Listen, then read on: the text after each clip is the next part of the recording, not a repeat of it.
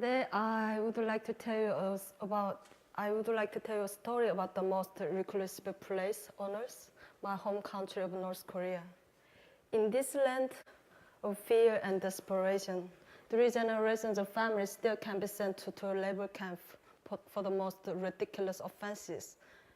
Like someone simply tries to access outside information and see the outside world out of the hermit kingdom. As a child growing up next to Chinese border, I was lucky to receive outside information. And one day I decided to take risk and journey into the great unknown. As a curious high school student who lived simply and quietly under the Kim dynasty, I could have never foreseen the drastic changes in my life that would follow those dramatic steps across the border. Now, more than 15 years later, after an epic journey and full of hardship and triumphs, I'm here to share my story with you and the lessons I've learned. From the moment I was born, I was fed propaganda, and I viewed the Kim family dynasty not only as our fearless protectors from the imperialist forces, but also as gods. Growing up, I never thought our country's founder, Kim Il-sung, could even go to the bathroom like us humans. It wasn't until age 14. When I saw his funeral, I realized he was actually human. Until that moment, I thought our God couldn't die. Using elaborate deceptions as well as coercive tools of control, the North Korean leadership is able to indoctrinate and brainwash the vast majority of its citizens, depriving them of their natural right to learn the truth about the outside world. Most people can't understand why North Korean people are crying after the former dictators, Kim Il-sung and Kim Jong-il, died, but those who grew up there, we completely understand that. We first learn to say mom and dad when we are young children, and then say thank you to our beloved leaders. Previously, when I thought they were gods, I didn't think it was strange, just as eating 3 meals a day was normal. So I thought bowing to their pictures and singing their praises was also normal.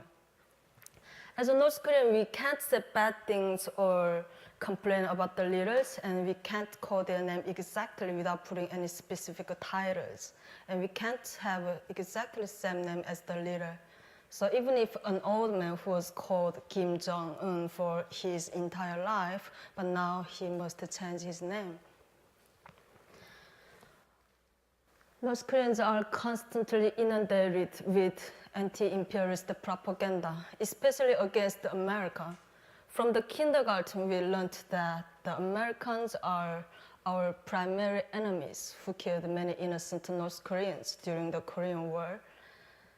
So even these days, North Koreans learn that Americans are colonizing South Korea and executing South Korean students. So our hostility towards Americans was so high, and we considered that they are not as normal human beings, so they are the person who must kill them off. We also learned that British are considered gentlemen in North Korea and Americans are bastards. We really never learned why British are considered gentlemen, and so therefore all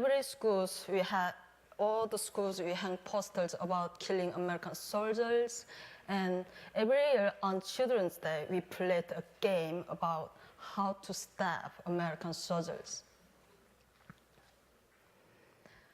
North Korean authorities demand complete loyalty and submission to the system, and those who refuse are considered enemies of the state, and they are suffering horrific human rights abuses. For example, there have been numerous cases in my hometown where entire family disappeared after, in the middle of the night, one of the family members complained. One of my friend's fathers said simply to his best friend, "This system is unfair." He was sent to a political prison camp while his family was forcibly removed to a desolate mountainous areas where it is extremely difficult to survive. Many people in prison camp, they even didn't know why they were sent there, and they are completely stunned when they are dragged out of their homes and thrown into prison, ruining their lives forever. We also have mandatory self-criticism sessions, which we must criticize all friends and neighbors and classmates. In addition to the numerous snitches and informants paid by the government, so the system completely destroys the trust within society and even between husband and wife. Because after they divorced, one person could tell to the government about the other person's behavior. Many of you may compare this situation to the Stasi in East Germany, where a wife found out that after Germany's unification, her own husband was spying on her the entire time. In North Korea, an estimated 200,000 of people in prison camp, and one of my distant relatives actually experienced this horrible fate in North Korea. He came to North Korea during the 1970s from China, and he thought North Korea was going to be a communist utopia as the North Korean government advertised. But after that, he realized the advertising was not true, and he decided to cross back into North Korea again. But unfortunately, he was caught by the border guards, and he was sent to the prison camp. He was sentenced to 30 years, and his son was only a baby at the time.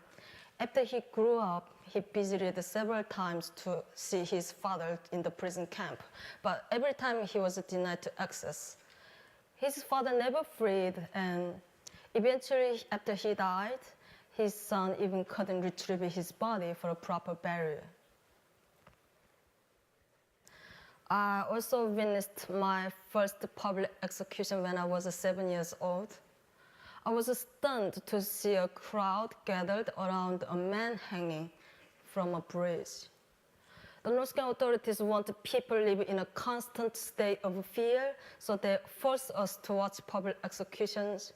So sometimes schools cancel their classes so all the students could witness the public execution, and attendance was mandatory. Sometimes people were even executed for very minor offenses, such as a man who stole 1 kilogram of grain from the farm to feed his starving family. North Korean authorities often imprison those who try to escape or make money in China to support their families back home, yet supposedly the socialist system provides no support and forces people into miserable life of poverty and hunger. Even though the people who saw the public execution were usually terrified, we accepted the public execution as part of our life automatically, since we didn't know anything about the concept of human rights. So the executions were a constant reminder that I shouldn't do anything to disobey to our government. Ultimately, the biggest killer in North Korea is starvation, which has killed more than a million North Korean people. By mid-1990s, I started to notice that people around me were suffering. One day in 1995, I went to my friend's home during the lunch time after the school, but their family didn't prepare anything for the lunch, so I complained to my friend that whenever she came to my home, my family fed her meals, even snacks, so I thought their family was very stingy. She reluctantly took me her family's kitchen and showed me a pot that had barely anything inside of it. I was stunned, and still I don't know what was the inside exactly, but I was kept thinking at the time myself, this isn't food for human. Why don't they have a normal food? But a few months later, I discovered the answer when I read a letter from a woman about her whole family was dying because they didn't have any food for weeks. They had no energy and no hope. So the 5 family members were lying on the floor together and waiting to die. I was so shocked. This was the first time I heard that people in my country were suffering. My most vivid memory from the famine was when I saw a lifeless woman lying on the street while an emaciated child in her arms just stared helplessly at his mother's face. I was so sad, and I replaced some money in the child's lap, but I knew it wouldn't last. At that time, when I saw so many people dying and begging on the street, I began to doubt that my country's propaganda that North Korea is the best in the world. We were always taught that the capitalism was a sickness that would cause societal decay, but I didn't see how communism could be better when people are dying and begging in the street. Even our teachers had stopped teaching so they could earn a little money from the market. Still, at the time, I didn't know that we were suffering due to our government's failed system. And I believed that regime's propaganda that we are only suffering because of Americans' sanctions. And I praised our leaders to protecting us and doing their best for us. Fortunately, information from beyond the regime's control would soon help open my mind. Since I lived right next to the Chinese border, and amazingly, our television could pick up a few Chinese TV channels, and as I watched secretly, I became overwhelmed with curiosity and full of dreams about the outside world. Although even watching TV was a problem because of constant power shortages. At night, surrounded by darkness and poverty and starvation, I often gazed across the river at China's brilliant streetlights and neon signs, and I gradually realized that my country is not the best in the world. I had been lied to all my life. After this revelation, I was determined to leave North Korea to find out the truth about the outside world. For North Koreans, trying to cross the border is a huge risk, and some people die trying. Border guards were shot to kill, and sometimes I saw dead bodies floating down the river during the famine. Luckily, my family had some connections to the border guards in my area, so it wasn't hard for me to cross the border at all. I thought I could quickly come back from my journey to China. I could have never imagined that it would take 14 years until I would see my family again. After arriving in China, I began to learn the truth about my country, and I was stunned to learn that all the history I've learned was full of propaganda. Most importantly, I realized that a life of fear, hunger, oppression is a crime against the North Korean people. Although I began to get a sense of freedom in China, I was also terrified, since the Chinese government will capture and repatriate North Koreans to a horrible fate back in North Korea. So even in China, I wasn't really free. After 3 years of living under the radar, someone eventually reported me, so I was taken to the police station. The interrogators were grilling me for a long time and forced me to read difficult Chinese newspapers. I acted calmly on the outside, but inside my heart felt it was like going to explode. If I failed to convince them that I was Chinese, my family and I would be in huge trouble. Thanks to the countless hours I spent studying Chinese, at that time, my Chinese language abilities were good enough to answer those difficult questions and read the papers. After what seemed like eternity, one officer said to another, "This was a false report. She's not North Korean." And they let me go. It was truly a miracle. I just quickly decided to move to Shanghai since it's a big city and without many North Korean defectors, so it would be difficult for the Chinese police to find me. So in Shanghai, I started a new life again, and with all my hard work, I purchased Chinese ID cards, and eventually I was able to get a job at a trading company. After 10 years of living and struggling in China, I decided that I wanted to see the differences between the North Korean propaganda and the life in South Korea with my own eyes. So I got a visa to South Korea. In 2008, in South Korea's Incheon International Airport, I asked for asylum. And two officials approached me and they checked my documents closely and they asked me with suspicious eyes, "Your Chinese passport and visa are real. Are you really a North Korean?" They thought I was a Chinese citizen impersonating North Korean to receive South Korean citizenship. So they want me to go back to the Shanghai to the next airline, else I would receive strict punishment under law and then be deported. I couldn't believe even in South Korea, I'm in danger of being repatriated to China and then be to North Korea, where I might be tortured and publicly executed for visiting to South Korea.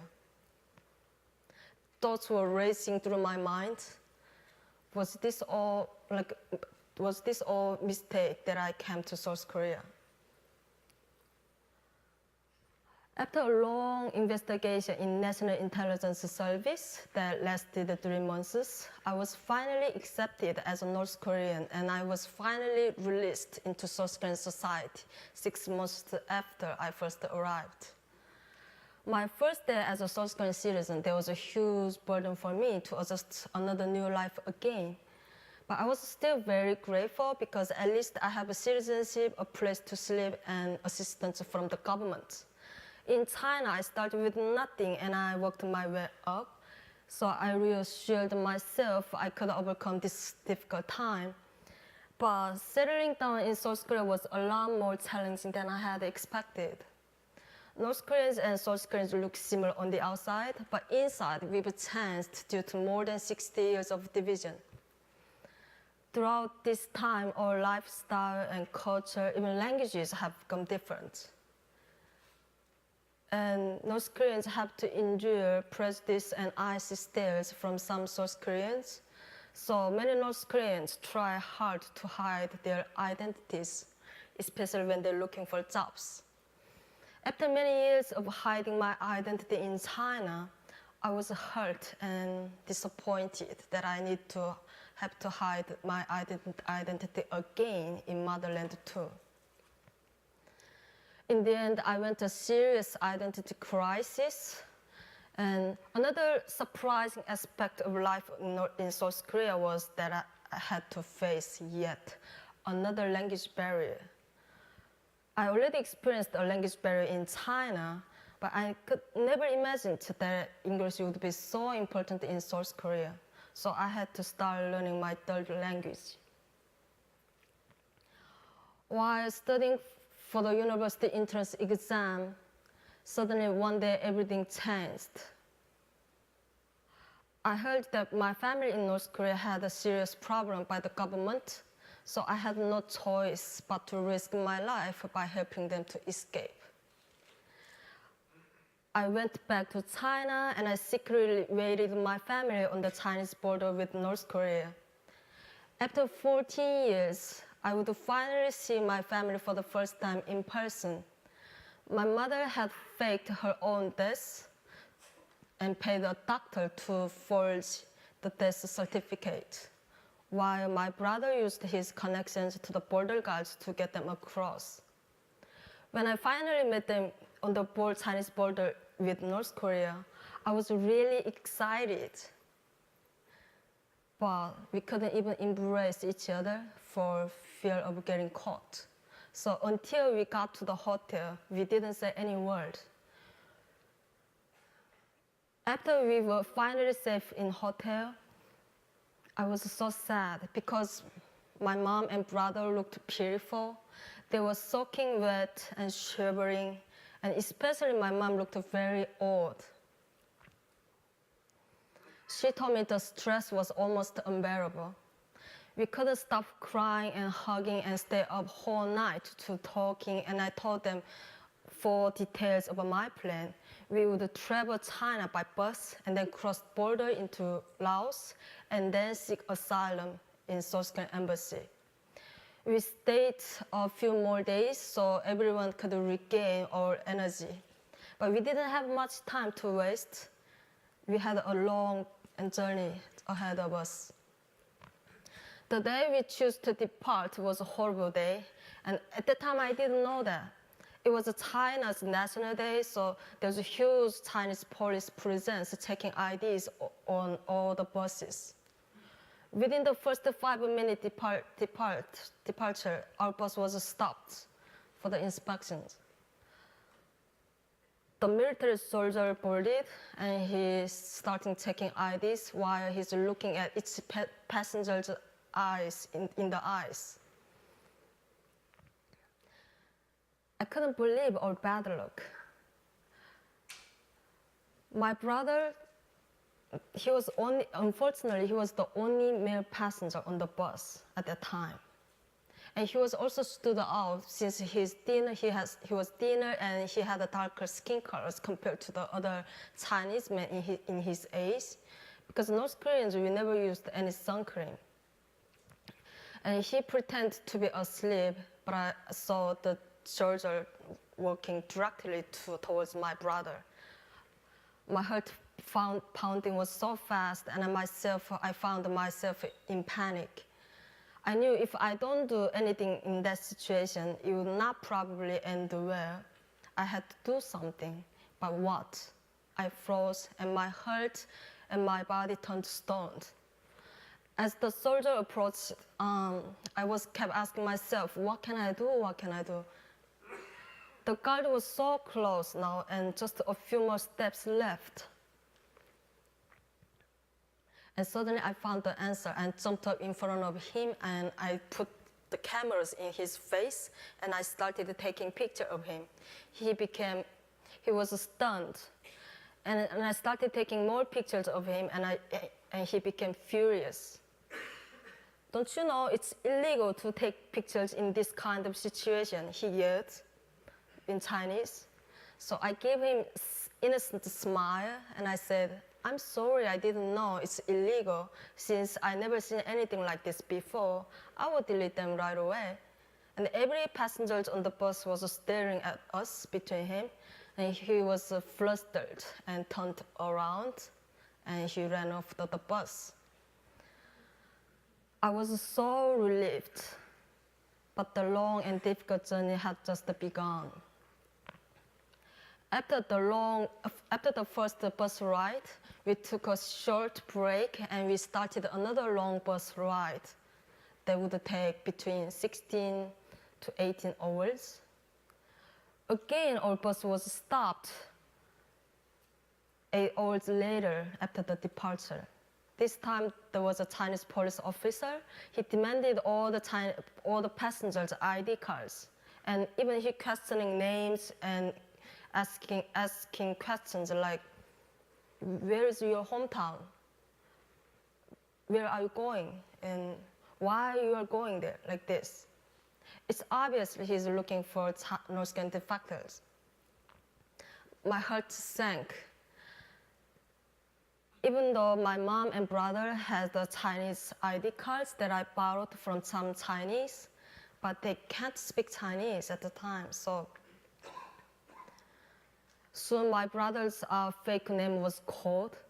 The Chinese police officer demanded my brother to come up to the front to meet him. My brother just froze, and I noticed his face turned completely dark. It was like nothing I've ever seen like this before.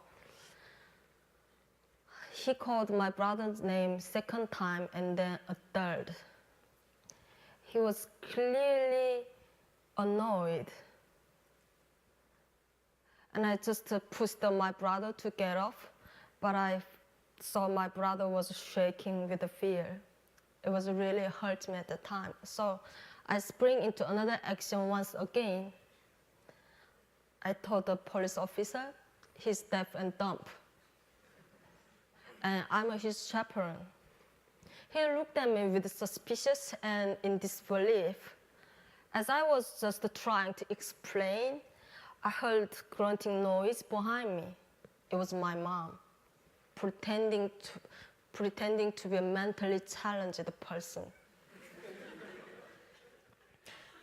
She's with me too, I said. She's also deaf and dumb. I told the police officer.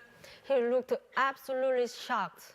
And after an awkward silence, he murmured it. There are too many deaf and dumb people on this bus. And he turned around to the bus driver and ticket checker. He asked, "Is this true?" And those two persons was visibly annoyed by the long delays and quickly assured him that it was indeed true. Reluctantly in disbelief, he got off the bus and we started to move again. As my family and I returned to our seat, every single passenger was staring at us. At that time, it occurred to me, actually, my family and I had been talking Korean the entire time. So every passenger in the bus, they know that my mom and brother were deaf and dumb. But amazingly, they didn't say anything. It was another miraculous moment in the journey, and I'm so thankful to those passengers that they didn't expose us. So for the rest of the journey, 3 of us sat in silence, and even after the bus ride over, the overcoming stress made us too difficult to talk each other. After dodging 2 huge bullets on the previous ride, I decided to quickly move to the last part of the journey, and we took yet another bus to Seoul.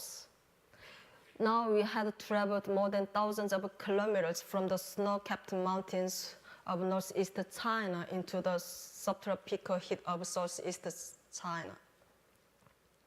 As we approached near the border, we felt a growing sense of excitement since the end seemed to be in sight.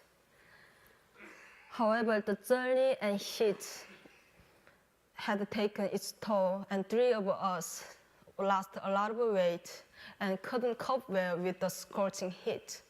Our energy was nearly depleted when we finally pulled into the last bus station near the border. I had arranged for the broker so he could take my family into the Laos since I don't know the way.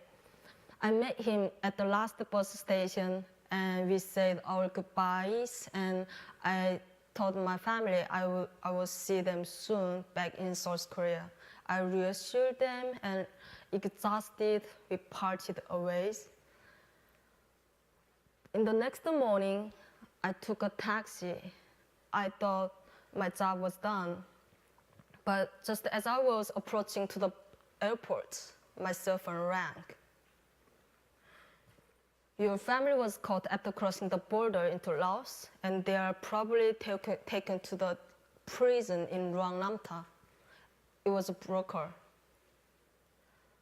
Luang what? I asked. I never even heard about the Laos until I started planning this journey, and certainly I don't know anything about the country. He said in the past the captured North Korean defectors were taken to there, and it's about 40 kilometers from the border. And he said he couldn't hear me anymore, and he just hung up the phone. My head started spinning, and the energy seeped out of my body, and I slumped into the seat, immobilized by hopelessness. And I told the taxi driver to turn around and to go to the border area. Not knowing where to go, and I asked some random people for the directions, and finally walked the border areas of law immigration building. Looking to the mountains around the border, I was trying to guess which mountain my family had crossed because I wanted to have some kind of feeling to connect that they are still near me. I was kept looking at the mountains and I was trying to connect my brother and my mom's soul. And I couldn't stop thinking if I would have a chance to meet them again in my lifetime. Maybe their souls were lost on the mountain that day. Finally, I walked across into the immigration line and I noticed a tall white man was standing behind me. And we took a same bus to the Ruang-Namta, but I didn't pay any attention to him. Little did I know this man would soon change my life. After arriving in Ruang-Namta, I spent for weeks going back and forth between the law immigration and the police station to desperately trying to negotiate my family's release. I bribed them every day, but the authorities wouldn't release them. And one day, after many days later, they told me if I pay fine per person with the US dollar, then they can release my family. But at that time, my cash was running very low because already I borrowed twice from a friend in South Korea. I just went to a coffee shop to think what to do, but I couldn't find any good options. I was so depressed, and the whole world seemed so dark. But luckily, a bright ray of sunshine came into my life when I needed it most. Excuse me, are you a traveler? I just wondered that people staying here for a few days, but I saw you a few weeks ago. He was the tall white man from the bus. I only knew a little English, and even though I couldn't completely understand him, but we started communicating with my cell phone dictionary. After he heard my story, he looked quite surprised. And he made a quick phone call with his friend, and he told me he would help me. I couldn't believe what I was hearing. Why would a tourist stranger help us like this? So many people in my life had been deceitful and manipulative. Please wait for me here, he said. I wasn't even sure if he would come back. But soon he came back with a fistful of cash. By the way, my name is Dick. Then it hit me. I hadn't even known his name. Eventually, we went to prison together and released my family and 3 other North Koreans to be freed from the same prison. My mother first looked at me in disbelief and then ran like the wind to embrace me. She was sobbing and awful. She looked very awful, but at least we were together again. After that, I decided to pay some police officer so we could get a ride to a capital of Laos without being stopped. But eventually, we were betrayed. Instead of taking us to the South Korean embassy, they handed us off to some security officers who arrested my mom and brother once again. Then stunningly, I was interrogated, accused of human trafficking for merely trying to help North Koreans reach safety, and I ordered it to pay another fine. The officials in Laos were exploiting us in every way possible. I finally resolved the issue by even more borrowing from a friend in South Korea. And I had to leave the country immediately while my family rotted in prison for another 3 months and followed by 3 more months waiting in South Korean embassy. After my family finally arrived in South Korea, they had to spend a total of 6 months in interrogation center and re-education facility. So in total, I had to wait a 4 years after leaving Laos until I could finally meet them again. After arriving in South Korea, I thought about the kind Australian man a lot. After he paid the fine for my family, when he found out that I didn't even have enough money to go back to South Korea, so even he paid my airplane ticket at the time. So I thanked him with all my heart and I asked him, why are you helping me? I'm not helping you, he said. I'm helping North Korean people. His good deeds changed my life completely. Before meeting him, I thought the whole world was so cold to me. But at the moment, I realized that life is still worth living. And I believed that the angels, not only in novels or movies, that they're walking among us. It was a huge realization for me, and because of his actions, I got to where I'm today. Unfortunately, we lost the contact after I left Laos, but amazingly, he saw my TED Talk last year, so he was able to contact me once again. So we were eventually reunited on an Australian TV show, and we are still talking to each other these days.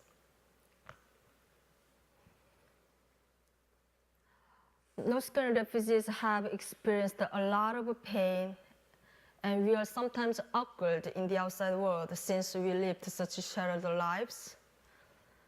But still, we are doing our best to laugh and sometimes at ourselves. One time, a North Korean refugee friend, she started eating an unpeeled banana in public, since she never seen anything like that before. As everyone around her was stared and stopped, she felt so embarrassed. But now it's a funny joke between us. My mom also had some funny moments since arriving in South Korea. The very first day of freedom in South Korea, my mom and I went to ATM to withdraw some cash to buying some clothes. But she just stood there and she's staring at the machine for a while. So I asked my mom, like, Mom, what are you doing? And she said, I can't understand this machine.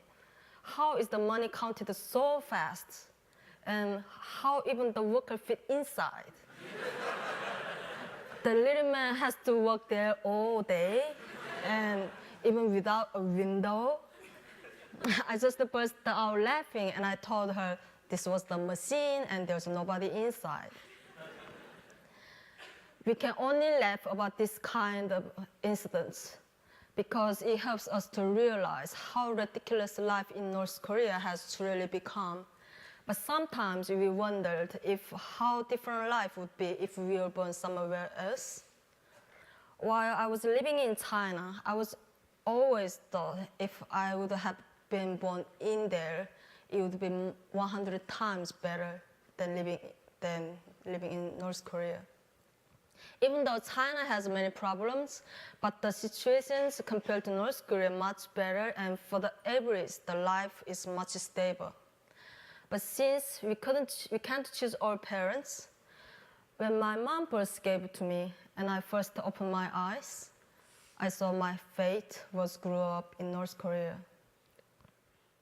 In reality, countless other North Koreans are suffering simply because of the sin of being born in North Korea.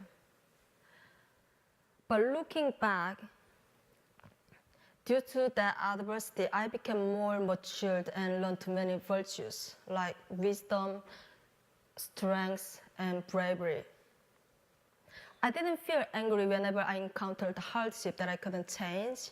Instead, I lived my life overcoming obstacles and dealing with adversity instead of complaining, because I realized I couldn't change the situations in front of me, but I could only determine my response, and that has been very empowering. It was an epic epiphany to realize that the constant obstacles in my life were not actually blocking my road, that they were showing me a new path. So I urge you all to truly appreciate the country where you are born and the opportunities you have. And gathered here in this beautiful facility, clearly we have all been given much, therefore much is expected of us. So when we find somebody in need, let's lend a helping hand and be good Samaritans, using our talents to make this world a better place. I hope you also remember if you encounter an hard obstacle, don't think of it as an obstacle at all. Think of it as a challenge to find a new path on the road less traveled. Thank you for listening.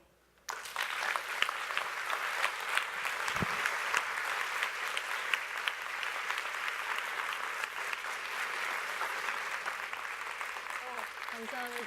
Thank you.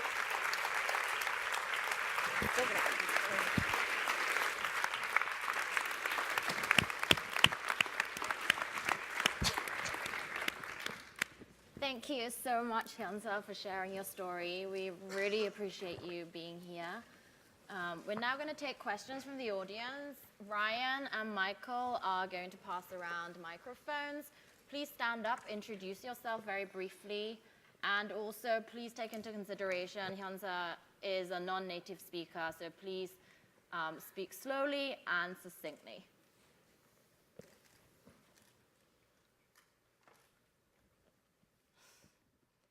Thank you very much for speaking to us. My name's Tom.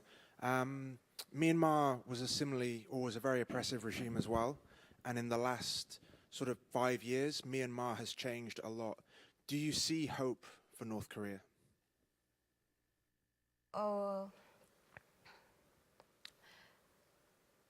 In this case, it's hard to compare any like a Myanmar or China or Germany situation because North Korea is a completely different situation because the North Koreans are the most brainwashed people in the world.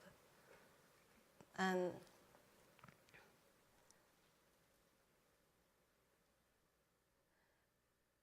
what was the question? I just yeah, there's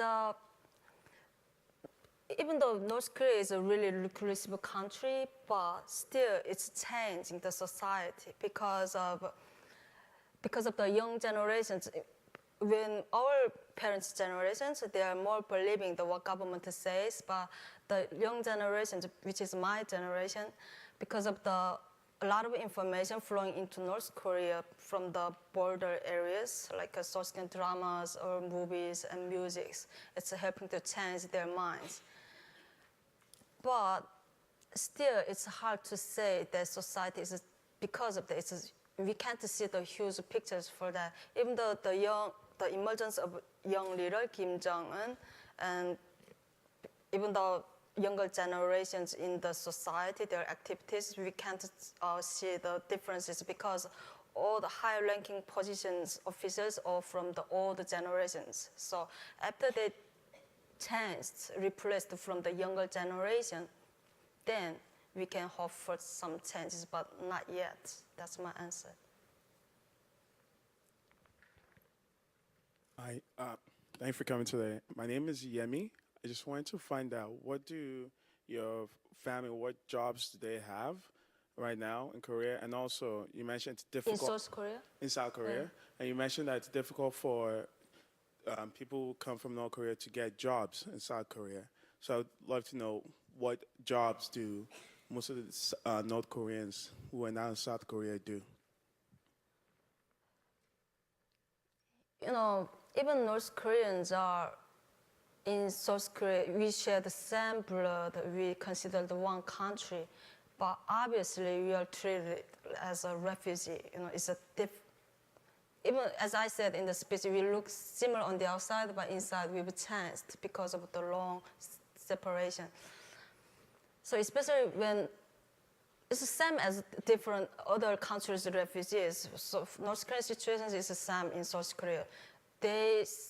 They can't find nice job because especially North Koreans have a lack of education in North Korea because we didn't have proper education or learned important job skills, and then we lived completely like a communist system. And then when they asylum to South Korea, which is a 70 years gap, and then there's a capitalist from capitalist system, they moved to one time. And then the economic gap is, we couldn't even measure how big. So, and then in North Korea, people, they don't have own decision to make a decision living in North Korea, because always government tell them to what to do, you do this, do that, blah, blah, blah, like that. So, but when they move to South Korea, there's nobody just let them do this, that, or blah, blah. So they should make own their decision, which is seems totally free, but since who never tasted the freedom, for them it's really difficult to have the freedom to make own their decisions in every single way. So there's a lot of side effect for that.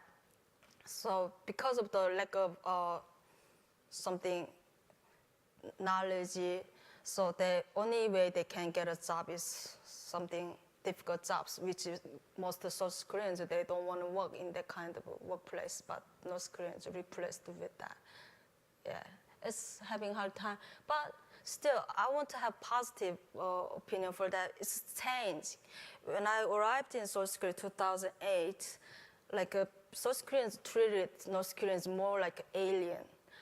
But because they never heard about the North Korean refugees, not that common through the media, but over the time, it's 2014, over the time, there's many North Koreans are giving a public speech, and they are doing a lot of activities in different ways, and then especially there's a North Korean women's talk show in South Korea. So many ways it's helped to South Koreans to get to know North Koreans more, and so it's their hostility or just prejudice becoming less. But we need to have more time to make this gap more close. We need to take time. Yeah. Thank you for coming. I read an excellent book on North Korean refugees by Barbara Demerick. It's called Nothing to Envy. It was just such a revelation for me. I think what surprised me most was after the North Koreans arrive in South Korea, we Americans think, oh, now everything is perfect and it's Disneyland and there are no more problems. And what struck me was the culture shock that you have talked about. And I was amazed at just how difficult it is for the North Koreans to enter into South Korean society or Western society. Is there any way you can see that can facilitate that? You mentioned the TV shows, and now people are starting to have more awareness. But I just was hoping there was some solution you see that can speed the process or ease the process for the North Koreans. Yeah, there's many NGOs actually trying to help North Korean people get out of China. There's a lot, but actually they're focusing most inside North Korea, but there's less NGOs focusing on North Korean refugees living in South Korea. Actually, they're also suffering a lot of problems. Also, they are suffering in terms of human rights and in terms of financial system. Especially, it's hard to get job in South Korea. Even university students, after graduate, it's not, even South Korean students, it's hard to get a job these days. So North Koreans are more having a difficult chance, even they graduated from school. So actually, I was thinking about that question many times. Like that is exactly what I wanted to do in the future, because we need to more give hand to North Korean refugees, because they are like a model living in South Korea right now. If they're having a hard time, that's a good propaganda for North Korean regime to North Korean living inside North Korean people. Like, oh, North Korean people in South Korea, they are suffering, blah, blah, like this. So it's a really good propaganda tool for them. So I want North Koreans having a better life, better situation than now. So for them, I think need international help, communities help, especially like in terms of English program, something, because many of my friends, especially if someone went to America to study abroad, even for 6 months or 1 year, after they come back to South Korea, they have an enormous proud of that. And then also it's good, it looks good for the resume and that they can learn English, but the chance is really limited for North Koreans. It's really hard to get to study in abroad, in America, especially in speaking English country.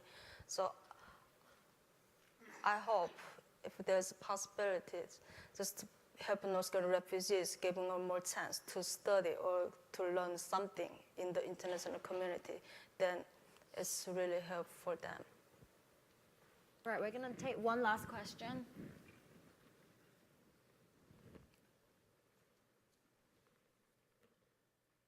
Hi, thanks for coming today and sharing your remarkable stories. I'm Kent. I'm one of several members of this community who have actually visited North Korea as tourists. And I wanted to ask you, because I know before making that decision to go, some of us struggle. We think on one hand, maybe we're helping North Korean people because we're coming from the outside world and giving people exposure. On the other hand, some of our money goes to the government. So what do you think, as someone who's lived there and is now working for improvement of people's lives in North Korea, do you think it's good for foreigners to visit North Korea, or do you think it's bad? Actually, I'm the person who's against the foreign tourists to Pyongyang, because some people think, when we visit North Korea, it's good for them. They somehow learn about America by looking something. They have some different ideas. But as North Korean, what we learned from the kindergarten exactly, we see the media, news, everything through the TV.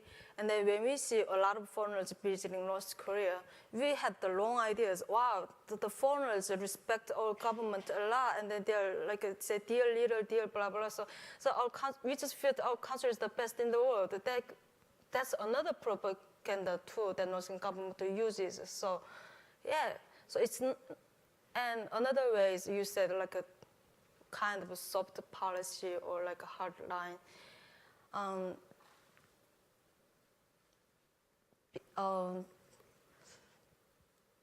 Many people, I think, we tried sunshine policy in the past. It didn't work, and then we also tried hard policy. Also, it didn't work. So I want to have something mixed together, not to go this way or the other way. We need a mix. But one thing we should know, even though there's sanctions these days, and even though there's no help from the outside, something aid, but North Korean people still, there's a middle class is raising in North Korea, which means many people in North Korea after the famine, they didn't rely on the government. They're earning money by themselves from the black market or markets. So they didn't rely on the government totally right now. So individually, they started to have money right now. And then we support the North Korea means support the regime, not the ordinary people. Yeah, that's my answer. Ladies and gentlemen, please join me in thanking Hyeonseo.